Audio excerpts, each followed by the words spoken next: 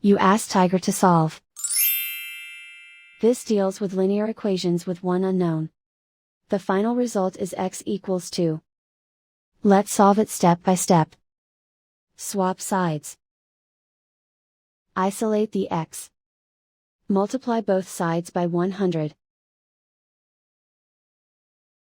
Group like terms. Multiply the coefficients. Simplify the fraction.